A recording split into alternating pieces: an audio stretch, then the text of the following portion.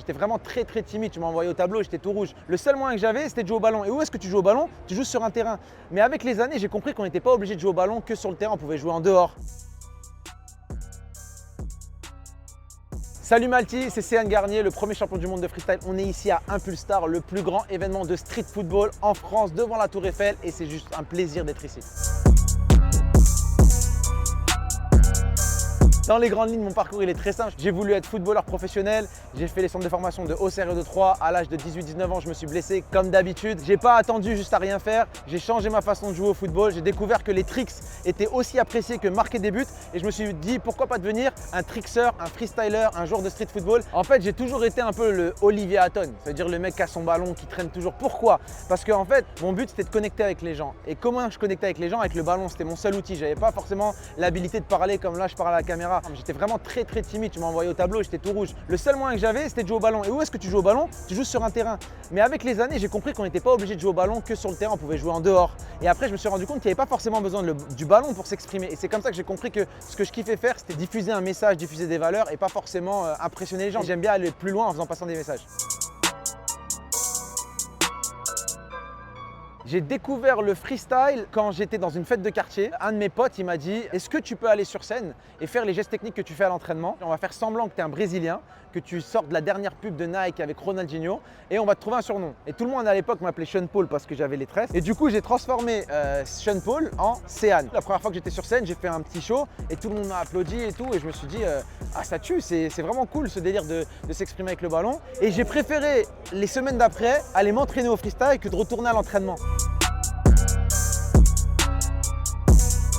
J'arrête ma carrière de footballeur en 2005. Pendant un an, j'essaye de faire une réhabilitation parce que j'avais beaucoup de blessures.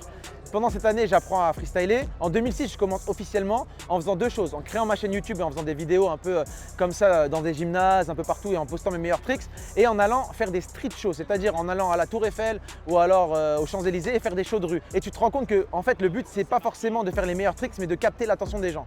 Dans la rue, j'ai vraiment eu la meilleure école, c'est-à-dire que j'ai appris les meilleurs codes pour pouvoir capter l'attention des gens. Et arrivé en 2008, il y a une marque qui sort un championnat du monde qui s'appelle le Red Bull Street Style. Ça arrive au Brésil, ils prennent une personne par pays. Je me débrouille pour rencontrer les mecs de Red Bull qui viennent d'arriver en France. Et de là, je leur vends un peu la pilule de m'envoyer au Brésil. Et en arrivant au Brésil, je me rends compte que les freestylers, ils connaissent pas en fait le côté de se mettre en avant, faire le show et tout. Et je me dis que si je la joue bien, je serai champion du monde. Et j'arrive facilement à être, on va dire, pas facilement, mais j'avais déjà le background pour être champion du monde. Je suis là, par chance le premier champion du monde de freestyle. Et de là, ma carrière explose. Je voyage dans le monde entier. Je passe du mec qui performe en dessous de la Tour Eiffel au mec qui fait le tour du monde.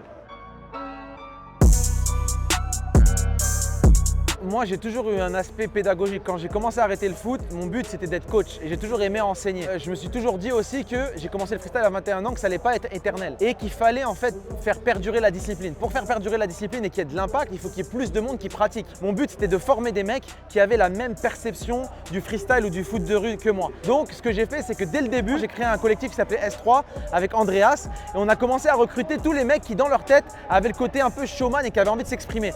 Et on les a drivés dans un délire de toi ton délire c'est de jouer avec le sourire, joue plus avec le sourire. Toi ton délire c'est de provoquer les gens, provoque plus les gens. Alors je sais très bien que j'en fais partie, mais je ne suis pas le seul à influencer toutes ces gens-là. Il y a vraiment beaucoup de personnes et mon but aussi c'est de pouvoir aussi faire en sorte que les gens ils comprennent et ils donnent de la valeur aux freestylers et que ça ne devienne pas juste du freestyle.